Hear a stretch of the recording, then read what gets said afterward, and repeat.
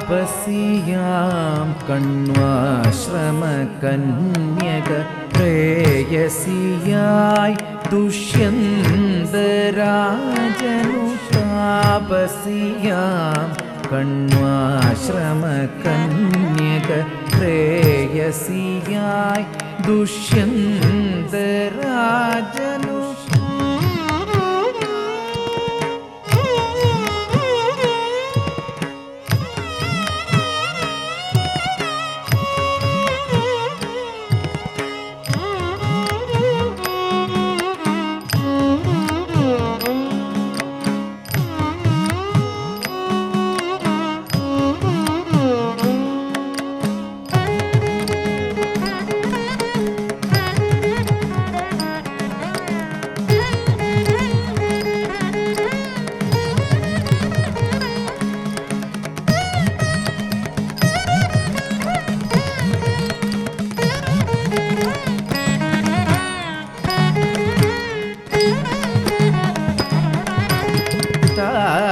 താപസശ്രേഷ്ഠ ശാപഹേതുവാൻ വിസ്മരിച്ചു രാജനും പ്രിയയെ. താപസശ്രേഷ്ഠ ശാപഹേതുവാൻ വിസ്മരിച്ചു രാജനും പ്രിയയെ.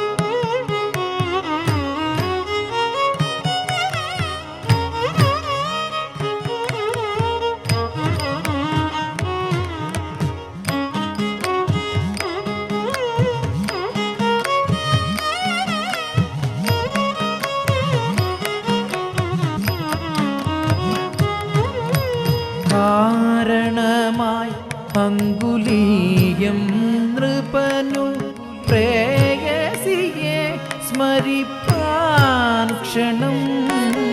കാരണമായി അങ്കുലീയം നൃപനു പ്രേയസിയെ സ്മരിപ്പാൻ ക്ഷണം. സ്വീകരിച്ചു പുത്രനെ അരചനായി നിയോഗിച്ചു ഹസ്തിനാപുരേ. സ്വീകരിച്ചു പുത്രനെ അരചനായി നിയോഗിച്ചു ഹസ്തിനാപുരേ.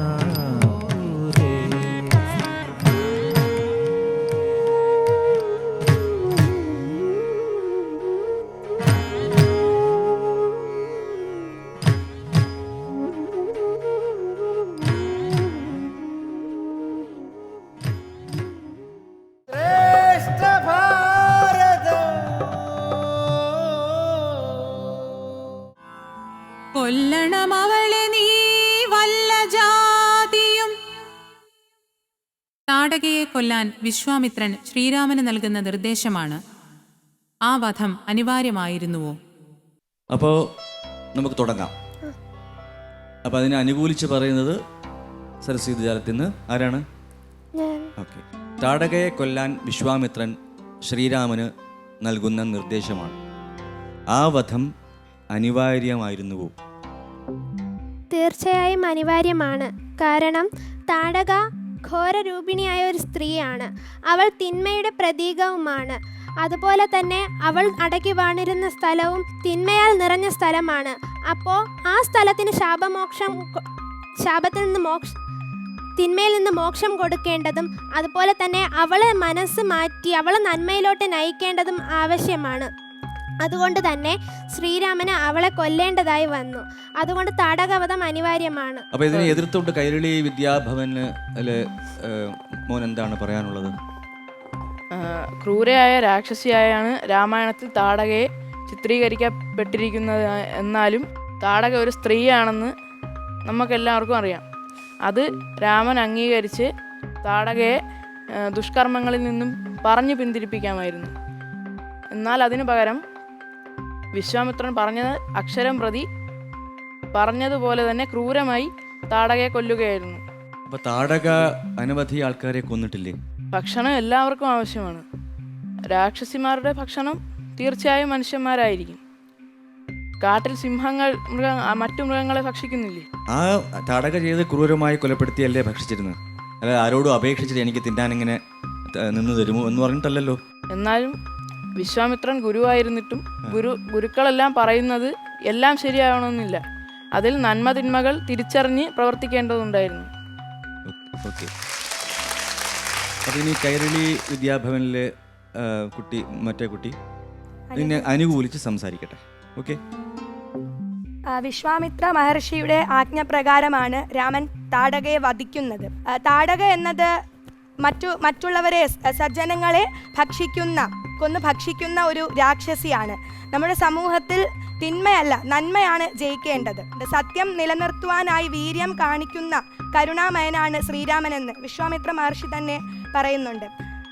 പിതാവിൻ്റെ ആജ്ഞ അനുസരിച്ചാണ് രാമൻ വിശ്വാമിത്ര മഹർഷിയോടൊപ്പം പോകുന്നതും വിശ്വാമിത്ര മഹർഷിയോടുള്ള ഗുരുഭക്തി കാരണവുമാണ് താടകയെ വധിക്കുന്നതും. അപ്പോൾ അവിടെ പിതാവിനോടും ഗുരുവിനോടും രാമനുള്ളൊരു ഭക്തിയും നമുക്കവിടെ കാണാൻ സാധിക്കുന്നുണ്ട്. ശ്രീരാമ ബാണത്തിന് ഇരയാവുമ്പോഴാണ് താടകയ്ക്ക് അവിടെ ശാപമോക്ഷം ലഭിക്കുന്നത്. താടക ഒരു സുന്ദരിയായി മാറിയതും ദേവലോകത്തിൽ പോകുന്നതും ശ്രീരാമൻ്റെ ബാണത്തിന് ഇരയാകുന്നത് കൊണ്ടാണ്. അപ്പോൾ അവിടെ താടക വധിച്ചെങ്കിലും താടകയെ ശ്രീരാമൻ വധിച്ചെങ്കിലും അവർക്ക് ശാപമോക്ഷം ലഭിച്ച് അവർ ദേവലോകത്തിൽ പോകാനുള്ളൊരു നിമിത്തമായി അത് മാറി. ഇതിനെ എതിർത്തുകൊണ്ട് സരസ്വതി വിദ്യാലയം രാജാവ് പ്രജകളുടെ ക്ഷേമത്തിനാണ് പ്രവർത്തിക്കുന്നത് എന്ന് പറഞ്ഞു. അത് ശരി തന്നെയാണ്. പക്ഷേ സൂര്യവംശത്തിലെ ഒരു രാജാവ് ഏതൊരാൾക്കും ശിക്ഷ കൊടുക്കുമ്പോൾ നമ്മൾ ഒരു അവസരം കൊടുക്കാറുണ്ട്. ആ തെറ്റ് ഏറ്റു പറഞ്ഞ് പുറത്ത് അതിന് ഒരു മോക്ഷം നൽകാൻ ഒരു അവസരം കൊടുക്കാറുണ്ട്. പക്ഷേ ഇവിടെ സ്ത്രീത്വം ആണ് അതിനെയാണ് രാമൻ കൊന്നിരിക്കുന്നത്. ഞാൻ അതിനോട് എതിർക്കുകയാണ്. കാരണം സ്ത്രീ എന്ന പരിഗണന നൽകണമായിരുന്നു. സ്ത്രീ എന്നത് നിശാചരിയോ ആരോ ആകട്ടെ, പക്ഷെ അത് സ്ത്രീയാണ്, നിരായുധയാണ്. അപ്പോൾ ഒരു യുദ്ധം ചെയ്യുന്നെങ്കിൽ ഒപ്പത്തിനൊപ്പം ശക്തി വേണം. താടകയ്ക്ക് 1000 ആനയുടെ ശക്തി ഉണ്ടെന്നാണ് പറയുന്നത്. അവിടെ നിരായുധ അല്ല, അബലയല്ല. സ്ത്രീകൾ അബലയാണെന്ന് പറയുന്നു. പക്ഷേ ഈ താടക എന്ന് പറയുന്ന രാക്ഷസി അബലയല്ല. 1000 ആനയുടെ ശക്തിയുണ്ട്. ഒരു എതിരാളിക്ക് തൻ്റെതായ ശക്തി ഉണ്ടെന്ന് സാറ് പറഞ്ഞല്ലോ. അതുപോലെ തന്നെ ഒരു രാജാവിൻ്റെ ധർമ്മം എന്ന് പറയുന്നത് പ്രജാപരിപാലനമാണ്. എങ്കിൽ പോലും ഒരാൾക്ക് ശിക്ഷ വിധിക്കുന്നതിന് മുൻപ് തൻ്റെ എതിരാളിക്ക് എന്താണ് പറയേണ്ടതെന്നോ അല്ലെങ്കിൽ ആ കുറവ് എന്താണെന്നും കുറ്റം എന്താണെന്നും ആ ശിക്ഷ ഏറ്റു പറയാനുള്ള ഒരു മാനസികാവസ്ഥ. ഈ താടക ഒരു പ്രജയായിട്ട് പരിഗണിക്കുന്നില്ലെങ്കിലോ, താടക തന്നെ ഞാൻ ഇന്നയാളുടെ പ്രജയല്ല, ഞാൻ ഈ ഇവിടെ പോകുന്ന നാട്ടുകാരെല്ലാം ഭക്ഷിക്കും എന്ന് പറഞ്ഞാൽ ഒരു രാജാവിനെ സംബന്ധിച്ചോളം എന്താണ് ചെയ്യാൻ സാധിക്കുക? കൊല്ലണ്ടായിരുന്നു, തടവറയിലിടായിരുന്നു, ശിക്ഷ വിധിക്കായിരുന്നു. താടകയ്ക്ക് പറ്റിയ തടവറ ആ പ്രദേശത്തെങ്ങും കാണില്ല. 1000 ആനകളുടെ ശക്തിയുള്ള ഈ താടക ഇപ്പോൾ ഇതൊക്കെ വളച്ച് ഒളിച്ച് വെളിയിൽ ഇറങ്ങും അല്ലേ? ശ്രീരാമൻ ദൈവമല്ലേ, ഈശ്വരന്റെ ശക്തി, പൂർണ്ണമായ മനുഷ്യ അവതാരമായിരുന്നു. അല്ല, മനുഷ്യനായിട്ടാണ് വന്നത്. അവതാരമാണെങ്കിലും പോലും മനുഷ്യൻ്റെ ചാബല്യങ്ങളുള്ള ഒരാളായിട്ടാണ്. അപ്പോൾ അതിനൊരു പരിമിതിയുണ്ട്. അപ്പോൾ അവിടെ ഒരു നീതി എന്ന് പറയുന്നത് കൊല്ലുക എന്നുള്ളതാണ് അന്നത്തെ നീതി. നമ്മൾ ഇന്നത്തെ ചിന്തിക്കുമ്പോൾ നമുക്ക് അതിന് ട്രയലൊക്കെ ആകാം. അപ്പോൾ ഈ രണ്ടുപേരും നിങ്ങളുടെ വാദമുഖങ്ങൾ നിരത്തി കഴിഞ്ഞു.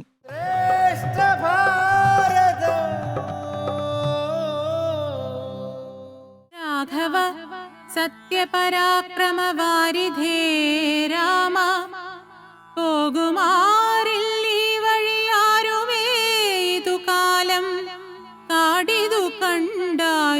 നീ കാമരൂപിണിയായ താടക ഭയങ്കരി വാണിടും ദേശമല്ലോ. അവളെ പേടിച്ചാരും നേർവഴി നടപ്പീല. ഭുവനവാസീ ജനം ഭുവനേശ്വര പോറ്റി.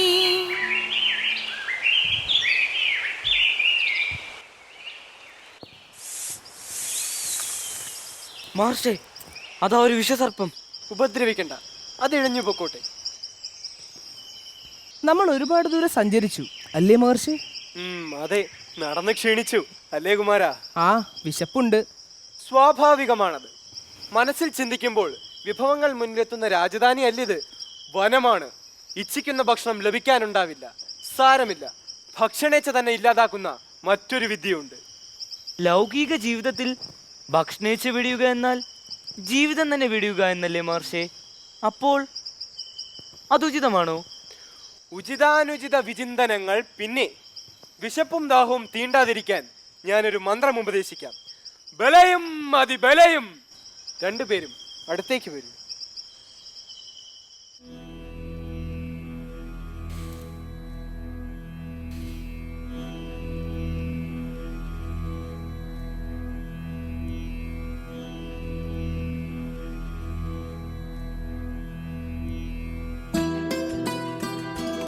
ക്ഷീണമാകെ മാറിയല്ലോ. ജ്യേഷ്ഠ, എനിക്കും ആകെ ഒരു ഉന്മേഷം. ശരി, എന്നാൽ നടക്കാം. ഇനി ഒരിക്കലും വിശപ്പും ദാഹവും നിങ്ങളെ അലട്ടുകയില്ല.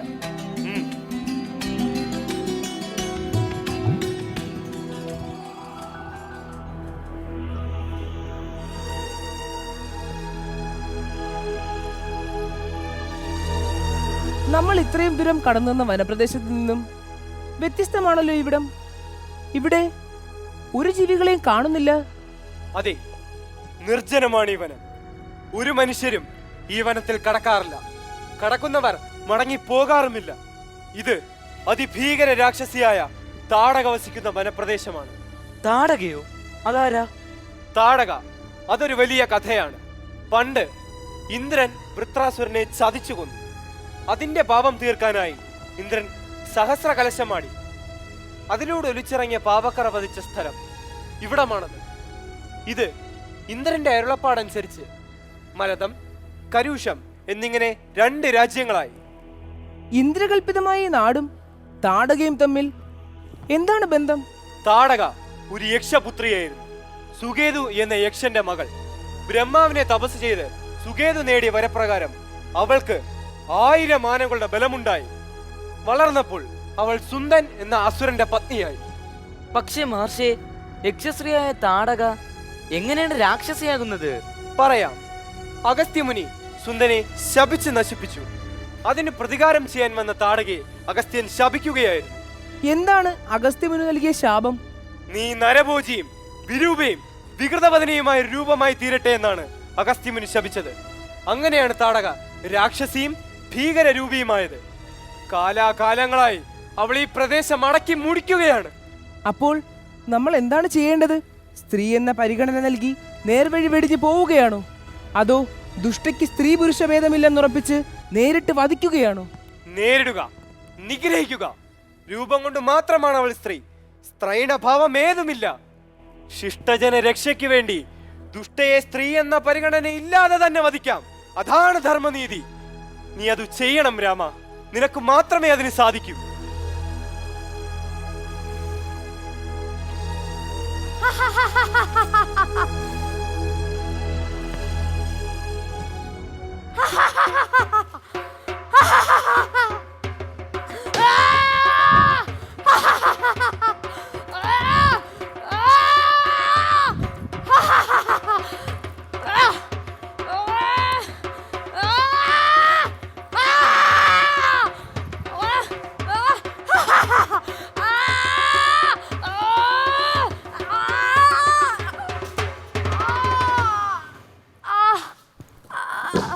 സ്ത്രീഹത്യ പാപമാണ്.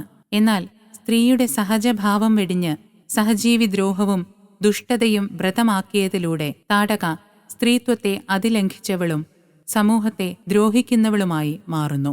പ്രജാക്ഷേമത്തിനും ദേശരക്ഷയ്ക്കും അനിവാര്യമെന്നു വന്നാൽ സ്ത്രീഹത്യയും തെറ്റല്ല എന്നാണ്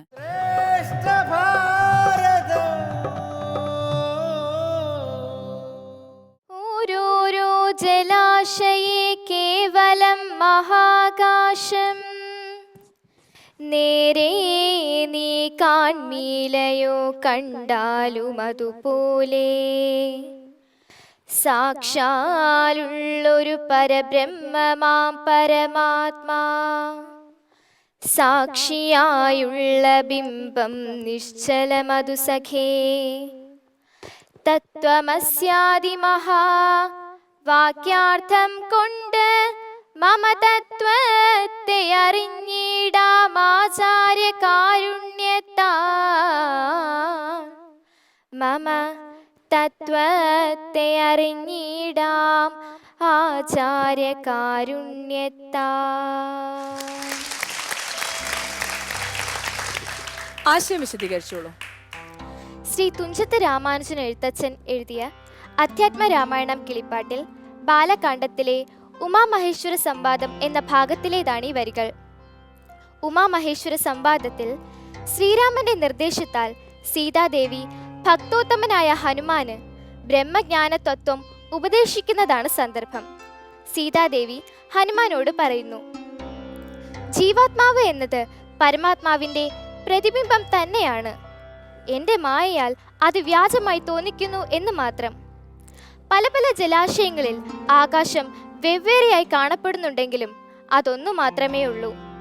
അതുപോലെ പ്രപഞ്ചത്തിലെ ഓരോന്നും വെവ്വേറെയായി കാണപ്പെടുന്നുണ്ടെങ്കിലും അതിലെല്ലാം അടങ്ങിയിരിക്കുന്നത് ഒരേ ഒരു പരമാത്മ ചൈതന്യം മാത്രമാണ്. സർവചരാചരങ്ങളിലും അടങ്ങിയിരിക്കുന്നത് ഈ പരമാത്മ ചൈതന്യമാണെന്നുള്ള ബോധം നമുക്കുണ്ടാകണമെങ്കിൽ അത് ഗുരു കടാക്ഷം കൊണ്ട് മാത്രമേ സാധിക്കുകയുള്ളൂ എന്ന് ഈ വരികൾ നമുക്ക് വ്യക്തമാക്കി തരും.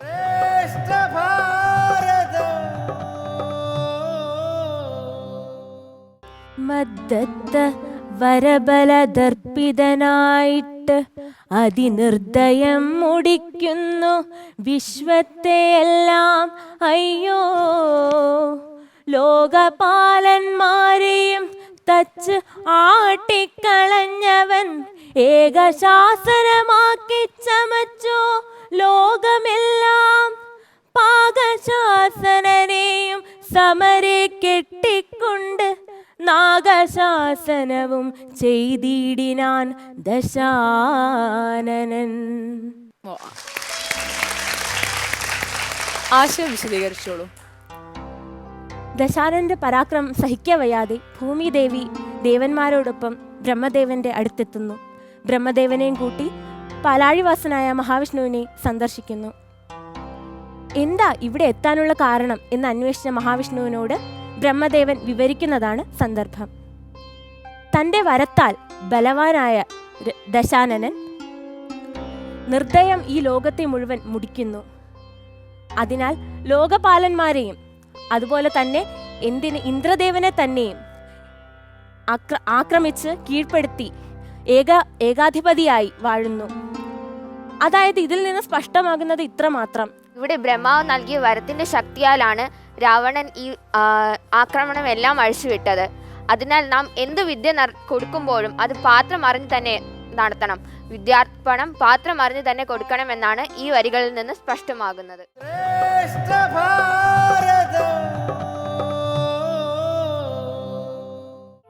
അക്കാലം വിശ്വാമിത്രനാകിയ മുനികുലമുഖ്യനുമയോധ്യയ്ക്കം മാറെഴുന്നള്ളിടിനാൻ.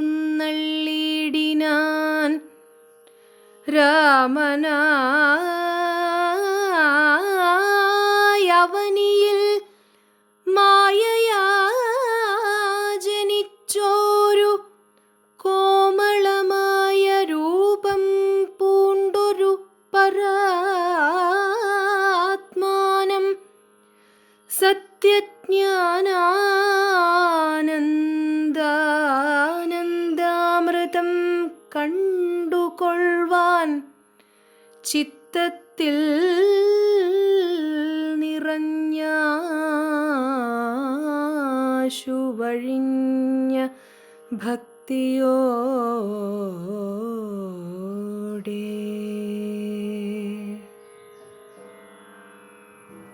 പ്രണാമം മഹർഷി. ഐശ്വര്യം ഭവിക്കട്ടെ മഹാരാജൻ, ഐശ്വര്യം ഭവിക്കട്ടെ. മഹർഷി, രാജസഭ കൂടുന്ന സമയമല്ലാതിരുന്നിട്ടും അങ്ങ് എന്തിനാണ് നമ്മെ ഇങ്ങോട്ട് വിളിച്ചു വരുത്തിയത്? മഹാരാജൻ, രാജസഭയിൽ വെച്ച് രാജോചിതമായി സ്വീകരിക്കേണ്ട ഒരതിഥി ഇപ്പോൾ ഇങ്ങോട്ട് വരും. അദ്ദേഹത്തെ സ്വീകരിക്കാൻ സന്നദ്ധനായി നിന്നുകൊള്ളുക. രാജോചിതമായി സ്വീകരിക്കപ്പെടേണ്ട ഒരു അതിഥി? മഹർഷി, അത് രാജനോ ദേവനോ? രാജ്യത്വവും ദേവത്വവും ചേർന്ന രാജർഷിയാണ് സാക്ഷാൽ കൗശികൻ, വിശ്വാമിത്രൻ. മഹർഷി, ക്ഷിപ്രകോപിയായ വിശ്വാമിത്രൻ, എന്തെങ്കിലും അപ്രിയം?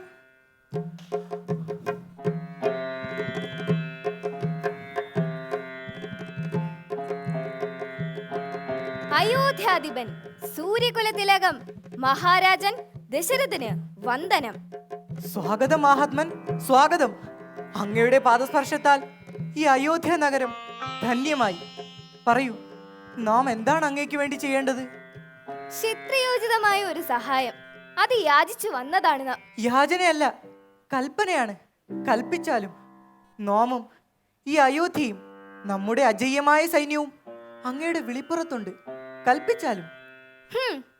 രാജാ ദശരഥനെയോ അങ്ങയുടെ സൈന്യത്തെയോ നാം ആശിക്കുന്നില്ല. നവതാരുണ്യം തേടുന്ന അങ്ങയുടെ പുത്രന്മാരെയാണ് നാം ആവശ്യപ്പെടുന്നത്. മഹർഷി, നമ്മുടെ പുത്രന്മാർ ബാലകന്മാരാണ്. അവരെ കൊണ്ട് അങ്ങേക്ക് എന്താ ആവശ്യം? നമ്മുടെ യാഗരക്ഷ, പിതൃക്കളെയും ദേവന്മാരെയും ധ്യാനിച്ച് നാം ചെയ്യുന്ന യാഗത്തിന് ചില രാക്ഷസന്മാർ വിഘാതമുണ്ടാക്കുന്നു. യാഗകുണ്ടത്തിൽ മാംസവും മലവും വലിച്ചെറിയുന്നു. അവരെ അമർത്തി നമ്മുടെ യാഗം രക്ഷിക്കണം. അതിന് അങ്ങയുടെ പുത്രന്മാരെ, രാമലക്ഷ്മണന്മാരെ നമ്മോടൊപ്പം അയക്കുക. മഹർഷി, ഞാൻ അങ്ങ് വിശ്രമിച്ചോളൂ. അർഘ്യവാദ്യങ്ങൾ അർഘ്യവാദ്യങ്ങൾ നമുക്ക് ആവശ്യമില്ല മഹാരാജൻ. കുമാരന്മാരെയാണ് വേണ്ടത്. മനസ്സാണെങ്കിൽ പറയൂ, നാം വിശ്രമിക്കാം. അങ്ങ് വിശ്രമിച്ചാലും.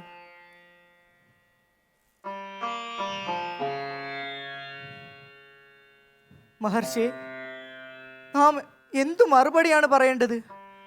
ലോകം കണ്ടിട്ടില്ലാത്ത കുമാരന്മാരാണവർ. രാക്ഷസ നിഗ്രഹത്തിന് അവർ പ്രാപ്തരല്ല മഹർഷി. ഞാൻ അതെങ്ങനെ വിശ്വാമിത്ര മഹർഷി ബോധ്യപ്പെടുത്തും? ആശങ്ക വേണ്ട മഹാരാജൻ. രാമലക്ഷ്മണന്മാർ സാധാരണ മനുഷ്യരല്ല. രാക്ഷസ നിഗ്രഹം അവരുടെ ജന്മ ദൗത്യമാണ്. വേറെയും ദേവകാര്യങ്ങളുണ്ട് ഈ യാത്രയിൽ. മഹർഷിക്കൊപ്പം അവരെ അങ്ങക്ക് ധൈര്യമായി അയക്കാം. എങ്കിൽ ഞാൻ അവരെ അയക്കാം മഹർഷി.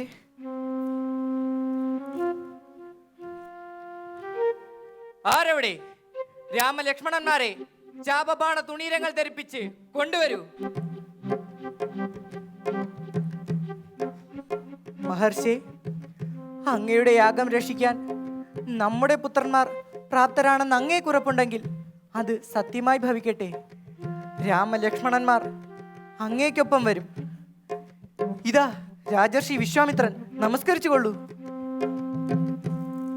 മംഗളം ഭവിക്കട്ടെ. സിദ്ധികൾ ജന്മസിദ്ധവും കർമ്മബദ്ധവുമാണ്. അത് തിരിച്ചറിയാനും കുട്ടികൾക്ക് അവരുടെ സിദ്ധികൾ വിനിയോഗിക്കാൻ അവസരമൊരുക്കിക്കൊടുക്കാനും മുതിർന്നവർ ശ്രദ്ധിക്കേണ്ടതുണ്ട്. വ്യക്തികൾ ഗൃഹദീപങ്ങളല്ല, വിശ്വദീപങ്ങളായി മാറണം. മുതിർന്നവർ അതിന് വഴി കാണിക്കണം.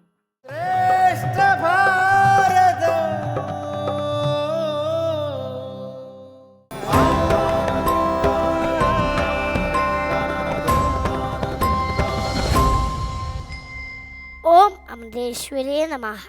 കർമ്മണ്യേവാധികാരസ്തേ മാ ഫലേഷു കദാചന മാ കർമ്മഫലേ ദുർഭൂ മാ തേ സംഗോസ്ത്വ കർമ്മണി.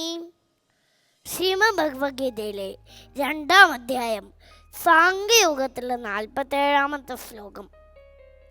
തേർത്തിട്ട് തളർന്നിരുന്ന അർജുനന്റെ വിഷാദം മാറ്റാൻ കർമ്മങ്ങളെക്കുറിച്ച് ഭഗവാൻ ഉപദേശിക്കുന്ന ഭാഗമാണിത്. അർജുന, നിനക്ക് അധികാരം കർമ്മത്തിൽ മാത്രമാണ്. എന്നാൽ കർമ്മഫലങ്ങളിൽ അധികാരമുണ്ടെന്ന് കരുതരുത്. കർമ്മഫലങ്ങളിൽ കാരണമായി തീരുവരുത്. കർമ്മം ചെയ്യാതെ അലസതയിൽ ഒഴിത്തീരുകയും ചെയ്തുകൂടാ. അതായത് ഈ നിമിഷത്തിൽ ജീവിക്കുക. ഭാവിയോർത്ത് ഒട്ടുമേ വലാതിപ്പെടാതിരിക്കുക. ഭൂതകാലത്തിൻ്റെ ഇരുട്ടിൽ നിന്ന് രക്ഷപ്പെടുക. ഏത് ജീവിയാണെങ്കിലും കർമ്മങ്ങൾ അനുഷ്ഠിച്ചേ തീരൂ. അങ്ങനെ ആവുമ്പോൾ ഏത് തരത്തിലുള്ള കർമ്മങ്ങളാണ് അഭികാമ്യം? ഭഗവാൻ പറയുന്നു, ഈശ്വരാർപ്പണമായി കർമ്മങ്ങളിൽ ഏർപ്പെടുക. ഫലേച്ഛ വേണ്ട. അലസത ഉണ്ടാകാനും പാടില്ല. കർമ്മഫലങ്ങളിൽ ഒരുപാട് പ്രതീക്ഷകൾ വെച്ചു പുലർത്തുന്നവർക്കാണ് പരാജയഭീതിയും അധപ്പതനവും കണ്ടുവരുന്നത്. നമ്മുടെ സംസ്കാരങ്ങളായി മാറുന്നതിനാൽ ശ്രദ്ധ അനിവാര്യമായി വരുന്നു.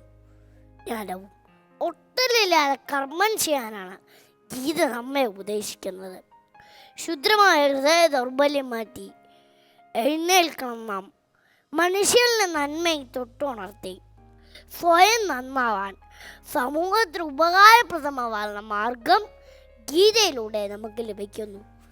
ആശ്രയ സംസ്കാരം ഉൾക്കൊണ്ട് പ്രകൃതിയെ സ്നേഹിക്കാനും മാതാപിതാക്കളെയും ഗുരുജനങ്ങളെയും സേവിക്കാനും ഗീതയിലെ സന്ദേശങ്ങൾ നമുക്ക് കരുത്ത് നൽകുന്നു.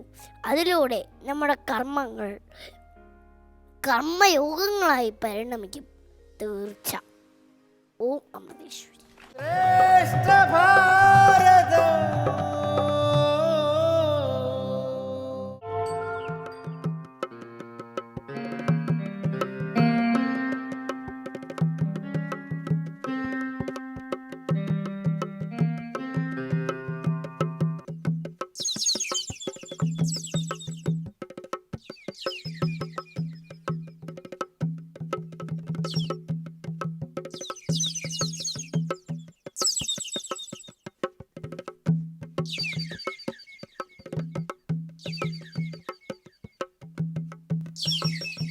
ഹായ്, എന്തൊരു സുഗന്ധം! ഈ സുഗന്ധം ഇവിടെ നിന്നാണ്? സൂനങ്ങളിൽ നിന്നോ അതോ ഫലങ്ങളിൽ നിന്നോ അതോ വന്യമൃഗങ്ങളിൽ നിന്നോ? എവിടെ നിന്നാണ് ഈ സുഗന്ധം?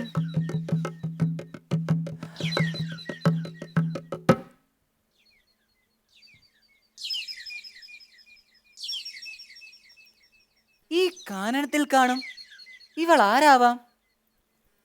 അപ്സരസോ അതോ ദേവകന്യകയോ? മനം മയക്കും സുഗന്ധം ഇവളിൽ നിന്നോ? ഹേ ഭവതി, പറയൂ, ആരാണു നീ? രൂപലാവണ്യം കണ്ടിട്ട് ദേവതയെയും അപ്സരസിനെയും വെല്ലുന്നു. എങ്കിൽ വേഷവിധാനം കണ്ടിട്ട് ഒരു ദാക്ഷാംഗനയെ പോലെയുണ്ട്. പറയൂ, ആരാണോ നീ?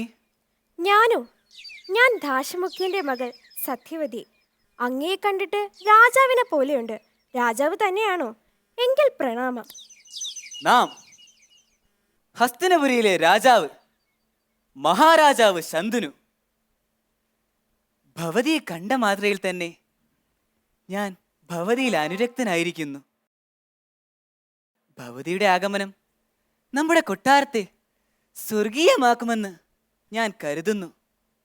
ഭവതിയെ നമ്മുടെ കൊട്ടാരത്തിലേക്ക് കൂട്ടാൻ ഞാൻ തയ്യാറാണ്. പ്രണാമം മഹാരാജൻ. ഞാൻ മുക്വ പ്രമാണിയായ ദാശമുഖ്യന്റെ മകൾ. എന്തിനും ഏതിനും എന്റെ പിതാവിന്റെ സമ്മതം ചോദിക്കണം. എങ്കിൽ അങ്ങനെ ആവട്ടെ.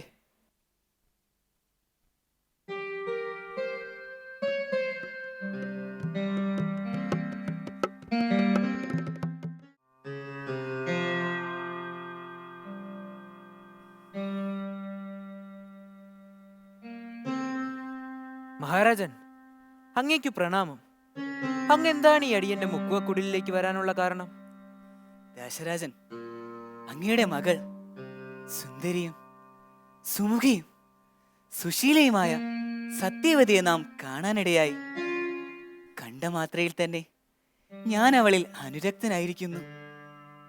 അവളെ നമ്മുടെ കൊട്ടാരത്തിലെ പട്ടമാശിയാക്കാൻ ഞാൻ ആഗ്രഹിക്കുന്നു. അവളുടെ ആഗമനം നമ്മുടെ കൊട്ടാരത്തെ സ്വർഗതുല്യമാക്കുമെന്ന് നാം കരുതുന്നു. മഹാരാജൻ, അങ്ങയുടെ വാക്കുകൾ എനിക്ക് വിശ്വസിക്കാൻ സാധിക്കുന്നില്ല. പക്ഷേ അതെങ്ങനെ സാധ്യമാകും? ദേശരാജൻ, അങ്ങയുടെ മകൾ സൗഭാഗ്യത്തിലേക്ക്, പട്ടവാശി പദത്തിലേക്ക് ഈ വിവാഹത്തിലൂടെ ആനയിക്കപ്പെടും. മഹാരാജൻ, എങ്കിൽ അങ്ങ് എനിക്ക് 2 വാഗ്ദാനങ്ങൾ നൽകണം. വാഗ്ദാനങ്ങളോ? അതെന്താണ്? ഒരു കന്യകയുടെ പിതാവെന്ന നിലയിൽ ഏതൊരച്ഛനും ആഗ്രഹിക്കുന്നത്. പറഞ്ഞോളൂ. മറ്റൊന്നും കൊണ്ടല്ല, വിവാഹാനന്തരം എൻ്റെ മകളെ മഹാറാണിയായി വാഴിക്കണം. രണ്ടാമത്, അവളിൽ അങ്ങേക്ക് ജനിക്കുന്ന പുത്രനെ യുവരാജാവാക്കണം. ദേശരാജൻ, രാജാവിന്റെ അതിനെതിരുള്ള എല്ലാ സ്വത്തുവകകളെയും അവകാശി മഹാരാജാവ് തന്നെയാണ്. എങ്കിലും സത്യത്തിനും നീതിക്കും വിധേയമായ രീതിയിൽ നാം എന്തും പ്രവർത്തിക്കുകയുള്ളൂ എന്നതറിയാം മഹാരാജൻ. എന്നാലും ഒരു കന്യകയുടെ പിതാവെന്ന നിലയിൽ പറഞ്ഞതാണ്. മനസ്സിലാക്കുന്നു നാം. പട്ടമാഷി സ്ഥാനം ഉറപ്പ്. പക്ഷേ നമ്മുടെ പുത്രൻ ദേവവ്രതനാണ് ഇപ്പോഴത്തെ യുവരാജാവ്. ആ സ്ഥാനം ഇനി മറ്റാർക്കുമില്ല. യുവരാജാവ് ദേവവ്രതൻ തന്നെയാണ്. എങ്കിൽ ഈ അടിയനോട് ക്ഷമിക്കണം പ്രഭു.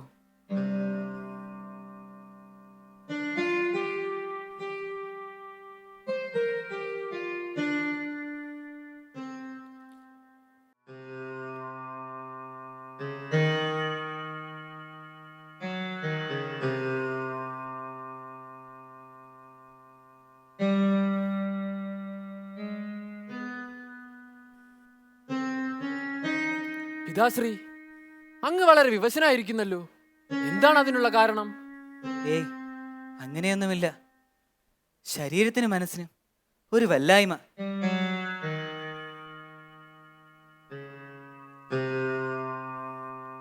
നായാട്ടിന് പോയി വന്നതിനു ശേഷമാണ് മന്ത്രിമാരിൽ നിന്നും അറിയാൻ കഴിഞ്ഞത്.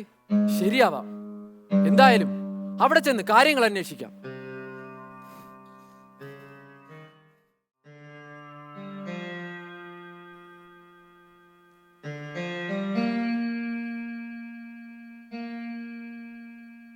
ദാശമുഖ്യന് പ്രണാമം. പ്രണാമം. ഞാൻ ദേവവ്രതൻ, ശന്തനു മഹാരാജാവിന്റെ പുത്രൻ. എന്റെ പിതാവ് ഇവിടെ വന്ന് മടങ്ങിയതിനു ശേഷം വളരെ വിവശനായും മനക്ലേശത്തിലും കാണപ്പെട്ടു. അതിനുണ്ടായ കാരണം എന്താണ്? ഓ, അങ്ങനെയാണോ? അതിൽ ക്ഷമ ചോദിക്കുന്നു. അത് ചിലപ്പോ എന്നിൽ നിന്നുമുണ്ടായ വാക്കുകളായിരിക്കാം അതിനുള്ള കാരണം. എന്താണവ? അദ്ദേഹം എന്റെ മകളെ വിവാഹം ചെയ്യാൻ ആഗ്രഹിച്ചു. അപ്പോൾ ഏതൊരച്ഛനും ആഗ്രഹിക്കുന്നത് ഞാനും ആഗ്രഹിച്ചു. എന്താണ് ആഗ്രഹങ്ങൾ? അത് വിവാഹാനന്തരം എന്റെ മകളെ മഹാറാണിയായി വാഴിക്കണം. രണ്ടാമത്, അവർക്കുണ്ടാകുന്ന പുത്രനെ യുവരാജാവാക്കണം. അത്ര തന്നെ. പക്ഷേ അത് നടക്കില്ലെന്ന് മഹാരാജാവ്. അപ്പോൾ എന്റെ പിതാവിന്റെ ദുഃഖത്തിന് കാരണം ഞാനാണല്ലോ. ഈ പ്രശ്നം എന്നിലൂടെ മാത്രമേ പരിഹരിക്കാനാകൂ. ഒരു പിതാവ് മകളുടെ സുഖവും ഐശ്വര്യവും മാത്രമേ ആഗ്രഹിക്കുകയുള്ളൂ. അതുപോലെ ഞാനും ആഗ്രഹിച്ചു. ദാശരാജൻ, അങ്ങ് തെറ്റൊന്നും ചെയ്തിട്ടില്ല. അങ്ങ് പിതൃസ്നേഹം മാത്രമേ കാണിച്ചിട്ടുള്ളൂ. എന്റെ പിതാവും അതുതന്നെയാണ് ചെയ്തത്. എന്നോടുള്ള അമിത സ്നേഹം. ഞാൻ എന്റെ പിതാവിനെ ഇതിൽ നിന്നും രക്ഷിക്കും. അതിന് എന്തും ഏതും ത്യജിക്കും. ദാശരാജൻ, അങ്ങയുടെ മകളെ എന്റെ പിതാവിന് വിവാഹം ചെയ്ത് നൽകുക. ഞാൻ ഉറപ്പ് നൽകുന്നു, അങ്ങയുടെ മകൾക്കുണ്ടാകുന്ന പുത്രനായിരിക്കും അടുത്ത കിരീടാവകാശം. യുവരാജാവേ, അങ്ങേക്ക് അങ്ങനെ പറയാം. പക്ഷേ അങ്ങയുടെ വിവാഹശേഷം അതിലുണ്ടാകുന്ന പുത്രനായിരിക്കും യുവരാജാവ്. അപ്പോൾ എൻ്റെ മകളും അവരുടെ മക്കളും അവരുടെ ഗതി എന്താകുമെന്ന് ഞാൻ ചിന്തിക്കുന്നു. ദാശരാജൻ, എനിക്ക് എന്റെ പിതാവിന്റെ സുഖമാണ് പ്രധാനം. അങ്ങേക്ക് അങ്ങയുടെ മകളുടെ ഭാവിയും, രണ്ടും ഒരുപോലെ അഭികാമ്യം.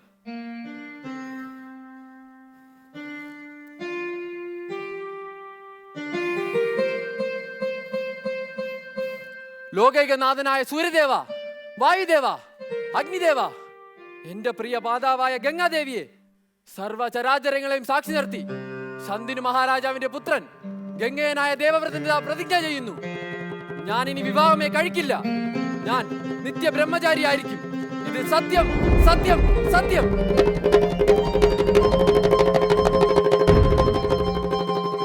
ദാശരാജൻ, ഇന്നു മുതൽ അങ്ങയുടെ മകൾ എന്റെ മാതാവായിരിക്കും.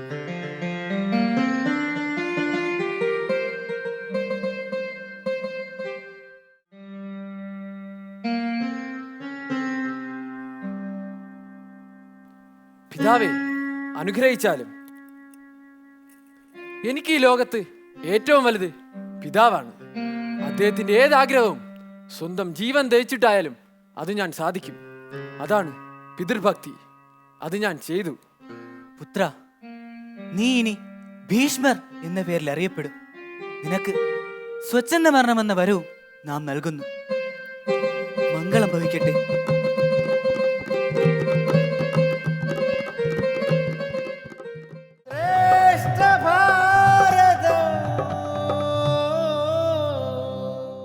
പ്രശ്നോത്തരി മത്സരത്തിലെ ഫസ്റ്റ് ക്വസ്റ്റ്യൻ ടീം എയോട്. ഓക്കെ. ദശരഥന്റെ പുത്രകാമേഷ്ടിക്ക് മുഖ്യ കാർമ്മികനായി വന്ന ഋഷി. A Vishwamithran, B Vibhandakan, C Rishyasringan, D Gauthaman. Your time start now. C Rishyasringan. C Rishyasringan ഉറപ്പാണ്? Okay, fine.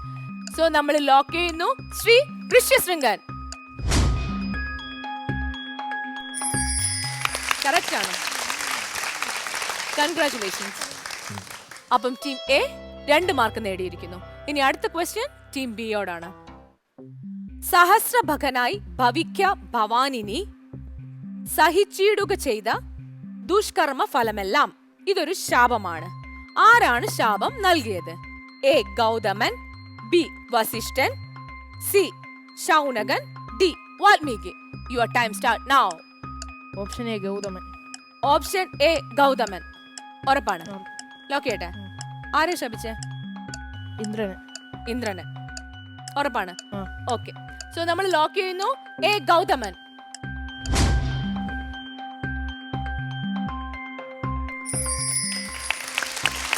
കറക്റ്റ് ആൻസർ ആണ്.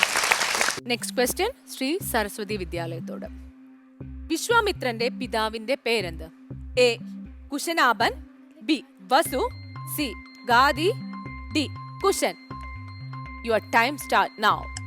സി ഗാധി. സി ഗാദി ഉറപ്പാണ്? നമുക്ക് പോവാം. ലോക്ക് ചെയ്യട്ടെ ഞാൻ. ശരി, സി ഗാദി. കുശൻ ആരാണ് ഇതിൽ പറയുന്നത്? അറിയോ? ഗാധിയുടെ പൂർവികൻ. ഗാദിയുടെ പൂർവികനാണ്. പൂർവികനാണ് കുശൻ.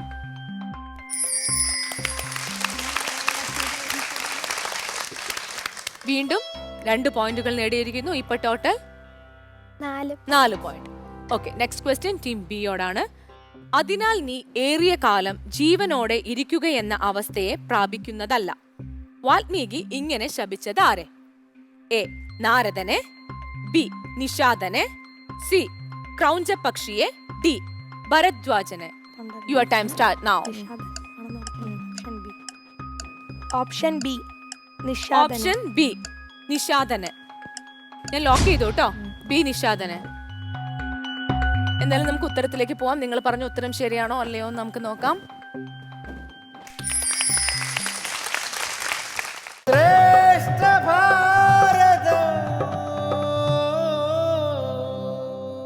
ഓം അമൃതേശ്വരിയെ നമഃ.